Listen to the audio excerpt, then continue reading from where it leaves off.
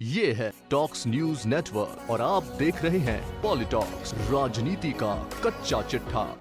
एक और जहां कांग्रेस ने कोरोना काल में जेईई नीट परीक्षा करवाए जाने के विरोध में देश भर में केंद्र सरकार के खिलाफ हल्ला बोल कार्यक्रम कर धरना प्रदर्शन किया, वहीं राजस्थान में प्रदेश भाजपा ने गहलोत सरकार की जन विरोधी नीतियों के खिलाफ फेसबुक के जरिए हल्ला बोल कार्यक्रम को संबोधित करते हुए राज्य सरकार की विफलताओं को आम जन के सामने रखा।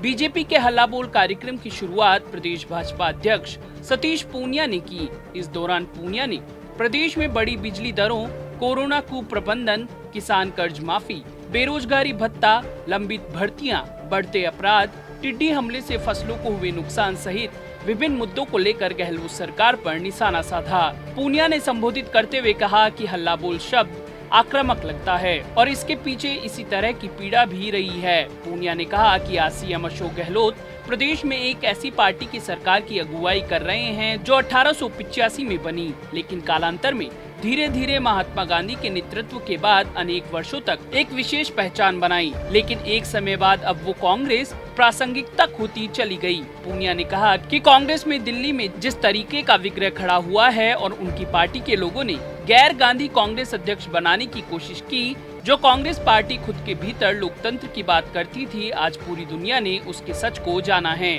पूनिया ने कहा कि राजस्थान में टुकड़ों गुटों में बटी हुई कांग्रेस, टूटी हुई कांग्रेस और विग्रह की शिकार देश का राजस्थान का भला कैसे कर पाएगी, यह आज का यक्ष प्रश्न है। लेकिन रीति नीति, विचार और व्यवहार से देश में नकार दी गई कांग्रेस पार्टी आज मात्र 3.5 प्रदेशों में सत्ता पर काबिज है। इसमें राजस्थान बड़ा प्रदेश है। आपने पिछले दिनों देखा होगा कि शायद विश्व का यह रिकॉर्ड होगा कि कोई पार्टी, कोई सरकार कैसे बाड़े में बंद रह सकती है। प्रदेश में 34 दिन बाड़ेबंदी का विश्व रिकॉर्ड जादूगर के नाम ही रहेगा। लेकिन दशा क्या थी कि 34 दिनों में राजस्थान में कोरोना का प्रकोप था। सतीश पूनिया ने कहा कि आज 75,000 से भी ज्यादा संख्या कोरोना संक्रमण के मामले और 1,000 से ज्यादा मौतें। अब उसमें भी मंत्री जी की सरकार की कलाकारी यह कि 300 से अधिक मौतों का तो रिकॉर्ड ही नहीं है। पूनिया ने जनता से अपील करते हुए कहा कि कोरोना का खतरा अभी कम नहीं हुआ है, संक्रमण कम नहीं हुआ है, चुनौती कम नहीं हुई है। इसलिए सरकार उपाय करे या ना करे, लेकिन आम जन को सोशल डिस्टेंसिंग, फेस मास्क और सैनिटाइजर से बार बार हाथ धोने का इस्तेमाल जरूर करना चाहिए। पूनिया ने कहा कि इस कोरोना ने सरकार के प्रबंधन की पोल खोल दी। जिस तरीके से स्क्रीनिंग में, सैंपलिंग में, टेस्टिंग में कुप्रबंधन हुआ और लगातार हम देख रहे हैं कि प्रदेश में वेंटिलेटर्स की और आईसीयू बेड्स की कमी होती जा रही है। अभी सरकार सिर्फ आंकड़ों का खेल खेल रही है, लेकिन कोरोना के मामले में मुख्यमंत्री निवास भी अछूता नहीं, स्वास्थ्य विभाग का महकमा अछूता नहीं, स्वास्थ्य विभाग के अधिकारी अछूते नहीं। इसलिए कैसे उम्मीद की जा सकती है कि ये सरकार न्याय करेगी।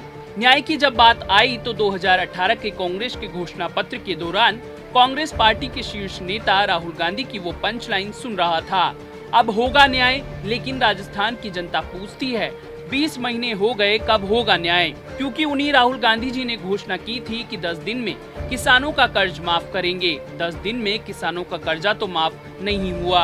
आज भी करीब 22 लाख किसान बैंकों के कर्ज के जाल से मुक्त नहीं हुए। इस प्रदेश में आप लोगों ने लगातार देखा और सुना होगा, चाहे साहूकार के कर्जे से, चाहे बैंकों के कर्जे से, चाहे तंगी से, चाहे बेरोजगारी से, चाहे कोरोना से, आर्थिक स्थितियों से उत्पन्न व्यवस्थाओं से परिवार के लोगों ने आत्महत्याएं की हैं, किसानों ने आत्महत्याएं की हैं, तो यह सरकार कब न्याय करेगी?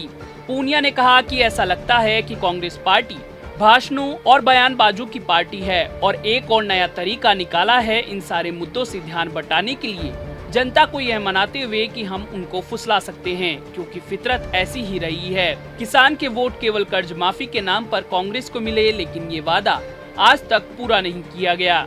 इसलिए जब कोई ऐसा अवसर आता है तो वो प्रधानमंत्री जी को तोहमत देते हैं या भाजपा को तोहमत देते हैं। पूनिया ने केंद्र की मोदी सरकार की तारीफ करते हुए कहा कि दुनिया के 44 देशों के बराबर आबादी भारत देश में है। जिस तरीके से प्रधानमंत्री मोदी जी के नेतृत्व में कोरोना का कुशल प्रबंधन हुआ, जिस देश में पीपीई किट नहीं बनते थे, जिस देश में फेस मास्क की कमी होती थी, जिस देश में वेंटिलेटर्स की कमी थी, भारत आज ऐसी परिस्थितियों में भी, इन परिस्थितियों से लड़ते लड़ते, बड़ी आबादी, बड़ी चुनौतियां और उनके बावजूद भी आज एक किस्म से कोरोना वॉरियर बनकर उभरा है और हर क्षेत्र में मोदी जी के नेतृत्व में आत्मनिर्भर बनने की दिशा में देश तेजी से आगे बढ़ रहा है। पॉलिटॉक्स ब्यूरो, जयपुर। ये है टॉक्स न्यूज नेटवर्क और आप देख रहे हैं पॉलिटॉक्स, राजनीति का कच्चा चिट्ठा।